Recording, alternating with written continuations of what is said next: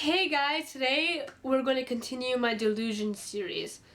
Now, for this particular one, as you've read in the title, I was in love with someone who was not real.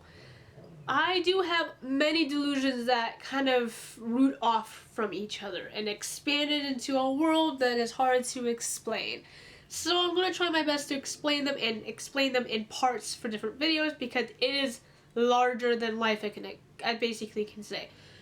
So, this one particular delusion video does coincide with my elf one. So if you have not seen where I believe that was an elf delusion video, you might want to watch that, or I could just self-explain it saying I literally believe that I was an elf for a good chunk of my life. So let's get started on this one.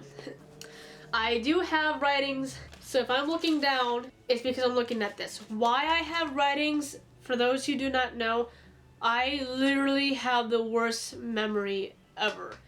Not that I don't remember my delusions, I do, but I will go off topic and then I'll forget what I was talking about completely. That's what I mean. Also, since this delusion, it literally coincides with a lot of others in my life, I have to write down parts of the delusion so I can stay focused on this one particular one we're talking about at this moment, instead of somehow flipping into one that I want to do a video on later, which might ruin it somehow. I don't know. So, just so you know, if I'm looking at it, it's because I'm trying to reorganize my thoughts and make sure I'm staying on track. I was in love with someone who wasn't real. So, I believed I was an elf, as you've seen, around 4th or 5th grade, and I basically, truly, utterly believed it with every single piece of my soul. And around 4th to 5th grade, my parents used to play Dungeons and Dragons, if you guys have not known, and there was a website called elfwood.com. I think that was the name of it. And it's kind of like DeviantArt, but with a lot more fantasy-based creators on there. But I don't even know if the website is actually still up. But I used to go through it too because I liked the pictures, I liked the elven stuff, I liked the fantasy, I liked dragons and everything. I just was brought up around that stuff, so I liked looking at that stuff. I liked being immersed in that world kind of thing. Well, one day I came upon a picture of a drawn character, male, who was a fairy. I used to have the picture still. I have no idea where I have put it though. If I could find it within the last few days or I was looking for it, I would show you, but I'm pretty sure I still have it. It's probably packed away in some of the boxes that are still in the basement. He was tall, he looked like a human-sized fairy figure, and he had a staff, and he had like crystal-like wings. And the moment I saw him, I fell head over heels, and I believed firmly, right then and there, that he was my true love. Now, for those who still do not know me, I am a paranoid schizophrenic with borderline personality disorder.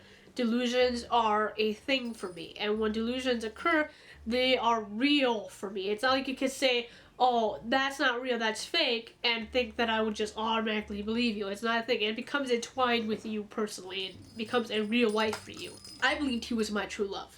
Flat out, nothing else to say.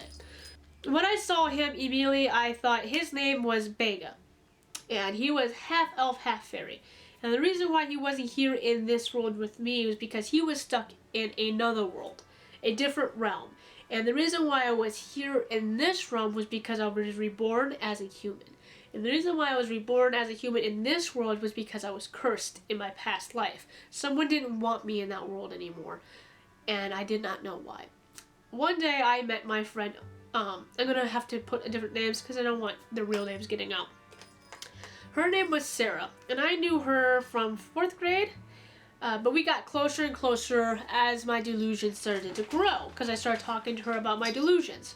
She kind of went with them. I had a lot of people in my life who went with my delusions. I do not know why they did it. I've asked them and they never gave me full answers, but she did. She went along with my delusions. And then in 6th grade, she introduced me to my best friend even now. Her name is Tiffany. Of course, I switched her name also, so you know. Tiffany, I never told her about my delusions at first. She would tell me about how she was haunted. She used to live in haunted houses and everything like that. She believed in spirits and everything like that. And I felt more of a connection with her than I did with Sarah because she just was more open about it. She seemed logical with what she said. Sarah, on the other hand, just the things that she said, just like, you can tell, even I could question them, and I was delusional. And this is like, really? I told Tiffany about my delusions, how I believed I was an elf and everything. She kind of went along with it. The reason why I was fine with her going with it, even now that I know for a fact that that world wasn't a real one and all that stuff, was because I could tell she cared about me even going through it. Like, everything she said, I could tell she was doing it for my pleasure, like, to make me happy. And I don't know why she did it because she cared about me as a friend, so she continued to go along with the delusion because she saw me happier that way. I don't know. I tried asking her, and I never got full answers. I just never did. I think at one time she said, I don't know. But maybe one day I'll be able to ask her about it. Maybe she'd be fine filming it. We'll see.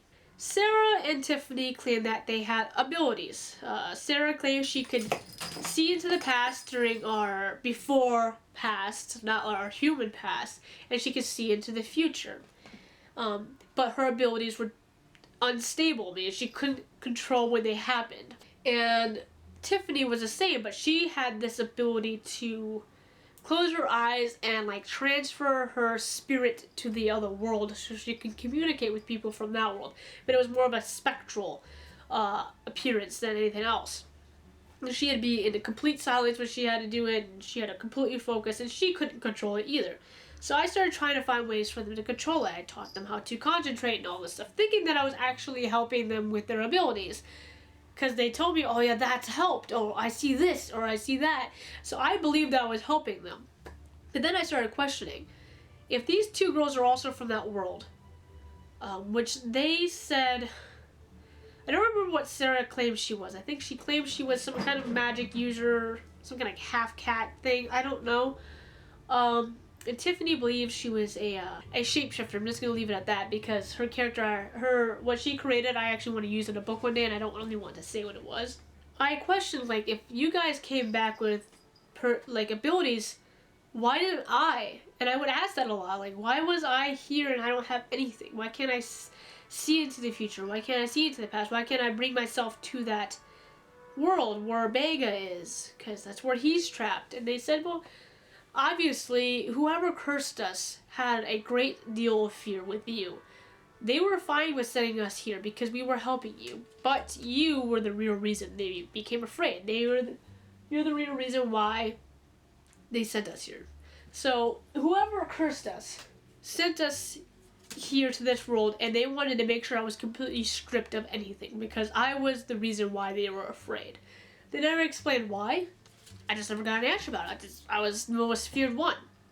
And I became I had to protect these girls. That's why my thoughts of it. I had to protect these girls because they're my key out of this world into my real world. Now again, remember that this is something I truly, full-heartedly believed was real. Bega was in that other world, and there were two other men with him now, who was Sarah and Tiffany's true loves.